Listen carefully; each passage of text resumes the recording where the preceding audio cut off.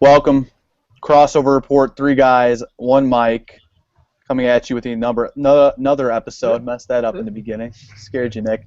So today, Tuesday, it is actually the last, I believe, 2 days of the NBA regular season. Obviously, the big talking point at the end of the year, Golden State with a chance tomorrow night to break the all-time single-season record held by the Bulls. So we're going to talk about that, give our thoughts, and then along with that, talking Chicago Bulls, all three of us being Bulls fans, going to kind of talk about their very much, to put it easy, letdown of a season this year, and going to give some of our thoughts on that, talk about how maybe they rebuild from this year. So as always, Nick Damiani, Paul Lamb, and myself, Neil Doyle. So let's start off with the Warriors. When you talk NBA right now, especially this year, it seems like all you talk about is Golden State, and rightfully so. They're having an amazing season. Tomorrow night they play Memphis at home with a chance to break the single-season all-time record held right now by the Bulls from the 95-96 team. Warriors sit at 72-9, and there's just not much to say other than they've just continued their dominance from winning last year the finals. And they're just a completely solid team. I mean, there's people that love to watch them, or I think kind of maybe don't watch them anymore because you just know they're going to win. I know we have somebody on the show right now who is not a big Warriors fan, which I think if you've read a lot of our articles, you would know. Paulie, not a fan of Golden State. But now the conversation comes to, obviously, tomorrow night they have to win that game to have the record. Otherwise, at most, they tie it to have the best single-season record. And now the conversation's moving to, is this, where does this team rank in all-time, best teams in NBA history? I think a little bit has to still be said depending on how they do in the playoffs. I think a lot of people are predicting for them to win the finals this year with how good of a season they've had, but they still have to get through this playoffs and win the finals, I think, to be considered, in my mind, one of the higher-ranked teams. Well, let's get your two thoughts. I mean, where does this team sit, regardless if they win tomorrow night and break the record or not? Obviously the playoffs matter, but where is this team going to rank, of all-time NBA great teams? I think a lot of people are, the conversation's been, are they better than that 95-96 Bulls team that has the record right now for the best single-season record? People say no, people say yes. But what are your guys' thoughts on it? Where is this team going to rank when it, said and done, depending on if they win tomorrow night or not? Are they possibly the best team ever in the NBA? I don't know. What are you guys thinking, Paulie? Let's start with you. I think I already know your answer. But yeah, no, there's not a chance that they're the best team in NBA history. Even if they get the record, that's great and all. But Steph Curry shit, like, that ends this year. I feel like this is the last year that this kind of crap happens where he just jacks up threes and they go in.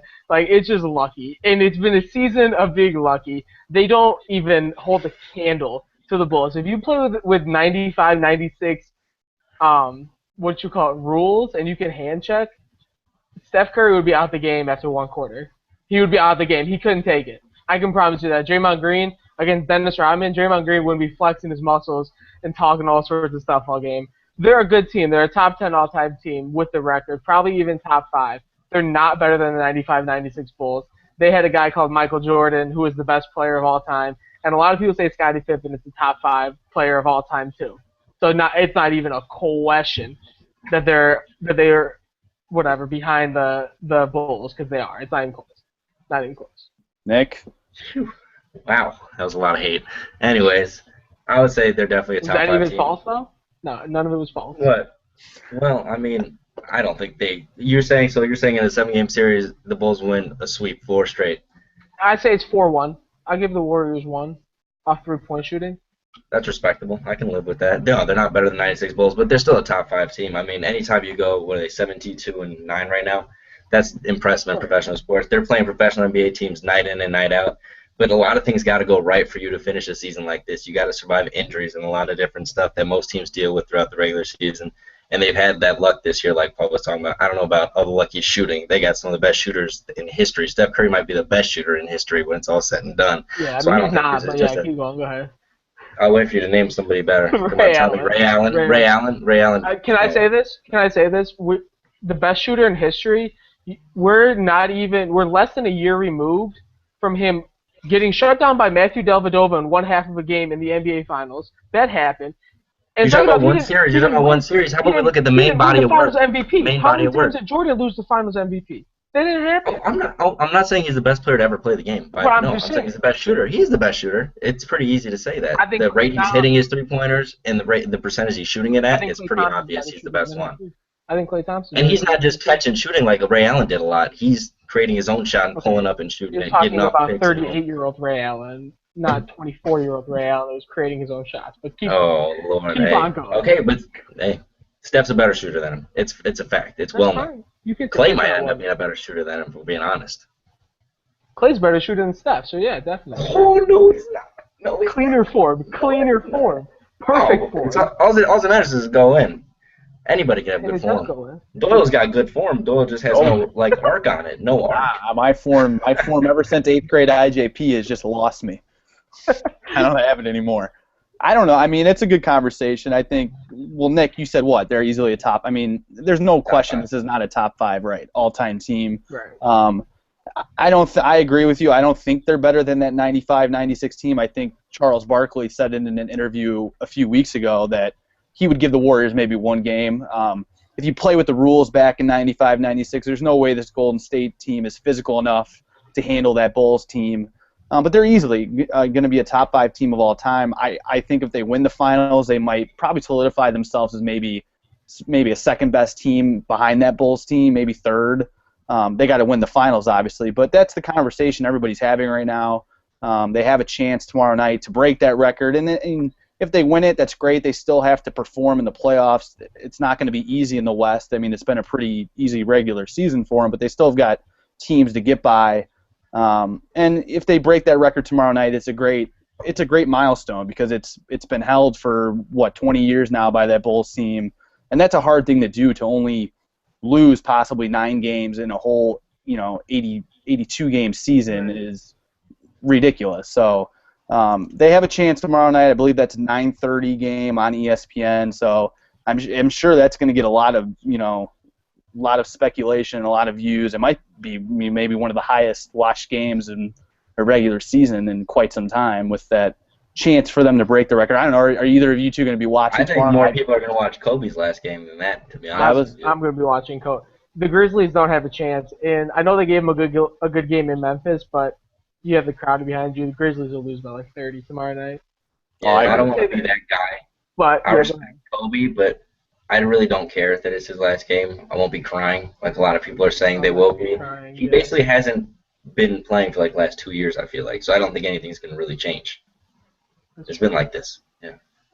I know I think we ran a poll on our Twitter site, and I think it was heavily people said they would watch the Kobe game, which I think is true, but I still think it will get some good views, that Warriors game. With the chance to break history, they should easily handle Memphis pretty well. Nick, what do you got? Now here's the thing. Do they foul Kobe at the end of the game to let him get his final points? Like they did Jordan. I don't know. That's no guarantee. Who do the Lakers play tomorrow? Grizzlies. No, Warriors. Warriors have the Grizzlies. Who do the Lakers play? I don't even know. Shit. I'm not even sure, to be honest. The Bulls. Yeah. No, really? They don't play the Bulls. No, they don't play the Bulls. It's got to be somebody within their division or whatever. But find it real quick. Okay, while we're waiting for that, let me tell you this. Go ahead, Paulie. Steph Curry's last 4 games, not to give back to Steph Curry, from 3-point shooting, 4 of 14, 3 of 7, 3 of 14, and 4 of 9. But he's the greatest shooter of all time. Picking out his worst games. That's fine. Those are his last 4 games. It's an 82-game season. It's an 82-game season. He went 3 of 14, getting guarded by Ray Allen. You can find games where Ray Allen did that too. Did Ray Allen not have a single bad shooting game? By that Munford kid, he went 3 of 14. There's just a strong hate inside of you that refuses to let you admit he's good. It's unbelievable. I'm not saying he's not good. You're saying exactly that every single time you said You're right. I'll go. He sucks. He shouldn't even be on an NBA team. I'll go there. That's basically, you're saying his brother could beat him, probably. Seth Curry had a game last night. He played well last night. He had like 25 and 15. It's unbelievable. He's about to be a 2-time MVP, and we're saying, oh my God. Maybe. You think Russ has a chance? No. No. He doesn't. That's why we love Paulie. Paulie's Paulie's, well, I'm not going to say one of the few. There's a lot of people who dislike the Warriors, but there's just a inner hate from Paul Lamb. And he's got a Steph Curry jersey, so it makes no sense. A pretty sick Steph Curry jersey, yeah. But yeah, you want to go find 5 retro jerseys you should buy. There's an article up on Crossover. There's an article on Crossover Report. I don't know who wrote it, but good taste. Good taste. All right. Well, that's the Warriors for you. I mean, they're going to be one of the better teams. Win it or not tomorrow night, they should easily. But that game tomorrow night, Golden State with a chance to break the record. And then our last topic for today's show, going to talk about all three of us from the Chicago area are Bulls fans. And, you know, it's ironic, Golden State with a chance to break the all-time Bulls record for the single-season record. Just Chicago had a rough year, to say the least. They just were supposed to be the second-best team in the East to possibly compete with the Cavs for the Eastern Conference title, and don't make the playoffs this year for the first time since, what was it, 2008? I thought I saw. That could be wrong, but they just really didn't get it together this year with the new head coach. People thought maybe Hoiberg was going to be an answer and maybe make a run with this team. It was just tough, to say the least. A lot of rumors with inside the locker room. There were issues, the injuries. It just seems like the past 8-9 years, every year Chicago just has to deal with the injuries. You finally have Derrick Rose back for a chunk of the season, still not the whole season, but you finally have him back, and just still people just continue to get injured, and they've just been ridden by that bug of the injuries. So now that they're not in the playoffs, looks like they're most likely going to be in the lottery with like the 13th or 14th pick. There's a lot of questions. Where does this team go? I don't know, and I think that's what we're going to talk about right now. Maybe what do we look at? I think I saw it's Joakim Noah possibly could be gone. Gasol is a free agent at the end of the summer. He said that he's not really sure what he wants to do right now. Where do we see the Bulls going here in the off season, and then maybe talk about who they go in the draft with that 13th or 14th pick? There's just a lot of questions right now in Chicago. I think it was just a surprising season. Nick, I don't know. Let's just start with the draft. Who do you maybe see them going at with that 14th pick in the lottery? There's a lot of different speculation where to go. I don't know. Who would you see them maybe getting with that pick? I don't know. I thought I saw somewhere they were looking at the Ivan Rabb from Cal. Was he power forward kind of guy? I don't know about that. Then we just got Bobby Portis last year. But Mirotic struggled this year, so I guess that couldn't hurt to go big right there. And if we lose Gasol and Noah, we need them. But then Denzel Valentine will probably be there. I really like him he played 3. He's kind of slow, not very good defender. The Bulls need defense because this is what they did. They simply gave up all their defense when they went to Hoiberg and tried to get a great offense, but they didn't get a great offense, and they just ruined their defense. So it made no sense. That's just the front office being idiots like they have been for the longest time. This team was entirely too talented not even to make the playoffs in the East. It's kind of embarrassing, to be honest. They've had these injuries the last 3 years, and Thibodeau did a fine job getting through them. I think that says something about Hoiberg not being able to coach this team. It didn't seem like Jimmy Butler, they said, wasn't having a good time with Hoiberg. And when he's not liking the coach and he's your star player, there's going to be problems like that. Him and Derrick Rose obviously can't coexist. So I'm going to be honest, I wrote an article earlier this year. I think they might honestly trade Jimmy Butler this offseason and look for picks. So they might not be picking in that 15th spot. They might be looking to get up higher in the draft with that if they go to like the Magic or somebody like that. I was even thinking, let's say the Timberwolves, they're in the lottery, right? They got to be.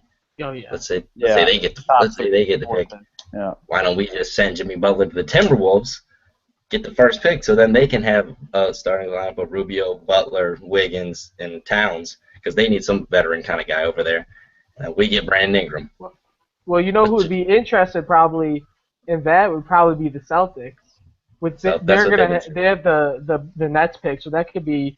That could very easily be the number 1 overall pick. You get Jimmy Butler, reunite him with his Marquette team, A.J. Crowder. They're looking for a star, and Jimmy Butler would be their guy. But yeah, Nick's right about everything he said. The Bulls were a team that we were talking about could very well compete with the Cavs, but I think their best chance to win a championship with this core roster was last year. And once they lost in the playoffs last year, that was it. They had a chance this year, but it was never a very high chance. They weren't going to get there with the injuries and with the new coach and with the new system. I think there's got to be a big shakeup, and you got to keep. I don't know. I don't know if I would trade Jimmy Butler. I think I would keep Jimmy Butler, like Bobby Portis, and then everybody else is on the market. I mean, I don't see Right. why you wouldn't. There's no way Pau Gasol comes back. There's There's no no way reason for him to come back. There's no reason for him to come back. No right. reason. And then in the draft, they have a lot of different choices because with the big guys, you have Ben Simmons and Brandon Ingram at the top. But then if you're going for a big man, there's kind of a drop off of guys like Denzel Valentine and Diamond Stone, Henry Ellenson, where it's like they're good college players, but we've seen time and time before guys like that don't translate. But I don't know if Bryce Johnson somehow falls to them at 14 or higher. That wouldn't be a bad pickup for them. I don't really know what they need. They kind of need everything. Well, and I know Gasol's the big question mark. I think, and if there's some way a chance that they bring him back, then I don't think you really have to go. A guy at the 4 or 5, a big man in the draft. I mean, if you lose him, you're really losing a big void there. But I mean, you still you wouldn't really have a true center because then I mean you're assuming Noah's probably going to leave. I mean his contract's up. So if you lose Gasol, you kind of have to go big. But I wouldn't mind a guy like Valentine if they were somehow able to get Gasol back. I feel like they need that guy at 6'7" or 6'8". Mirotic is supposed to be the guy to stretch the floor at the floor, but I think he's still a little bit ways away for him to stretch it like Valentine can with his passing ability, his ability to run the ball up the court. He could play almost. He's like a point guard at the 4 position. When Mirotic can handle it, but not as well as I think Valentine can. So I like Denzel there, but I kind of have to get your thoughts on this. I've seen a few mock drafts. Tyler Ulis projected possibly to go to the Bulls. Is there any chance that happens? And is that a smart pick at all by the Bulls if they were to do that? Well, I think the thing is, like how I just said with the drop off with the bigs, it's even worse with the guards. You got Buddy Hield, Chris Dunn, and like Jamal Murray at the top, right? The top point guards. And then after that, I mean, who's the next best guard? It is Tyler and like Demetrius Jackson, right? Who else we got? Like, who's the guy from Melo Trimble. Yeah. Yeah. I mean, Melo Trimble would be second round.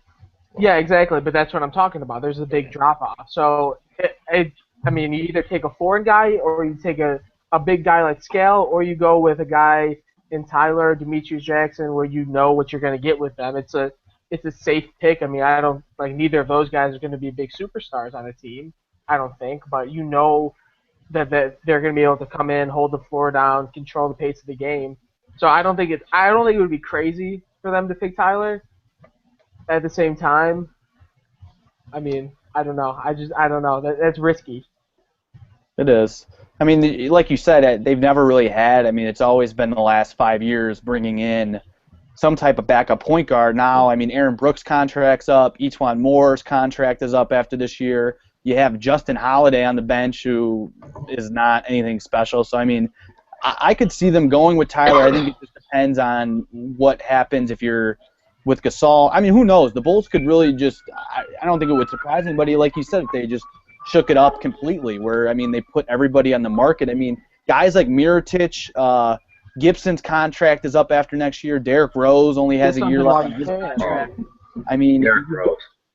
You've got a lot of guys that could get shipped somewhere. I mean, because there's teams that are in a lot better position than what the Bulls are in, and they could just clear house and trade everybody away and try to get picks for this draft. Who knows? Who knows what Chicago can do? But to say the least, it was not the year that Bulls fans and I think anybody in the Bulls organization was hoping would happen in Hoiberg's first year, but it did, and they need a lot of shakeup to say the least come the offseason. So who knows what's going to happen with that? But we had to talk about it. All being Chicago fans, just crazy. They didn't make the playoffs in the Eastern Conference, which is kind of, like Nick said, very sad and disappointing. But embarrassing. I don't think we have any more topics left today. When you guys got anything else before we head out? Nick, nothing. Celtics have 2 lottery picks, and so do Phoenix. That's crazy. Dang. I saw the 76ers as normal. The 76ers have like 5 picks in the first round. So does Denver. There's only there's 12 teams picking in the first round. It's ridiculous, but yeah, only one day left. Well, today and tomorrow are the last 2 days of the NBA regular season, so had to bring you some NBA news today, and then playoffs start up. Playoffs for the NBA seems like they go forever. It's like a 2-month deal of playoffs, so we'll have a lot of coverage for you here on Crossover Report. As always, you can follow us on Twitter at Crossover Report. Like us on Facebook. You can subscribe to us right here on YouTube. And you can always visit us, crossoverreport.com. So that will do it for us in this show. As always, Nick Damiani, Paul Lamb, and myself, Neil Doyle. Thanks for watching. 3 Guys, 1 Mic, Crossover Report. We'll see you next time.